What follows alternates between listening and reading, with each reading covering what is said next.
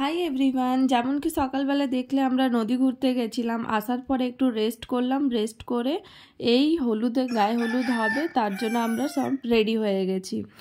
তো এই আমি একটা হলুদ কুর্তি পরেছিলাম আর এই যা একটু সাজুগুজু করেছি। কেমন লাগছে আমাকে কমেন্টে অবশ্যই জানিও। আর একটা কথা জানাই, বাবা অনেক আগেই চলে গেছিলো, তো আমাদের দেরি হওয়ার ছিল বলে আমরা বললাম আমরা চলে যাবো। তো আমরা পাশেই ছিল, আমরা চলে এসেছি। এখানে নিয়মগুলো দেখলাম আমরা কিভাবে ওরা কি করে। তারপরে আমরা এখানে লাঞ্চ করতে বসে গেছি, দুপুরের খাবারটা খেতে। তো দুপুরের খাবার খাওয়া হয়ে যাওয়ার পরে আমি আর বাবা এখানে বসে গল্প করছিলাম অনেক। আর পূজা দিয়ে এসেছিলো আমাদের, আমরা একসাথেই হোস্টেলে থাকতাম।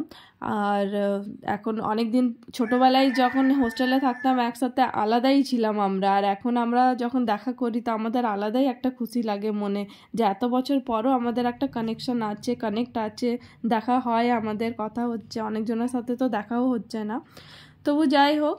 তো এই পূজা দিয়ে আমি আর বাবা ছিলাম একসাথে। তারপরে আমরা লাঞ্চ হয়ে যাওয়ার পরে আমরা এই চললাম, রওনা দিলাম বাড়ির দিকে। তো আমরা বললাম হেঁটে হেঁটেই চলে যাব, কারণ খাওয়া দাওয়া করার পরে একটু হাঁটি, কারণ পেট ভরে খেয়ে নিয়েছিলাম। আর এই আমরা রুমে পৌঁছে গেছি, এখন একটু ঘুমাবো, রেস্ট করার পরে। তারপর রাত্রেবেলাতে ওদের বিয়ে আছে, রাত 12টার পর লগ্ন লেগেছে, কিন্তু রাতেই আমাদের রেডি হতে হবে, বরযাত্রী আসবে সবাই।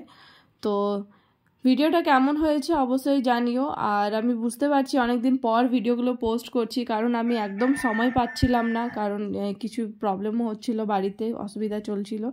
তো এখন সব ঠিক আছে আপাতত। আর এই ভিডিওগুলো পোস্ট করছি, তোমরা ভিডিও অবশ্যই দেখো, স্কিপ করবে না। কেমন হয়েছে আমাকে জানাবে কমেন্টে। অ্যান্ড যদি কোথাও কিছু ভুল হচ্ছে, বলা ভুল হচ্ছে আমার, তো সেটা তো নিশ্চয়ই জানিও আমার এই কমেন্টের দ্বারাই।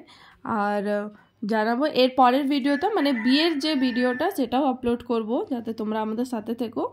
টাটা, বাই বাই, সুস্থ থেকো সবাই।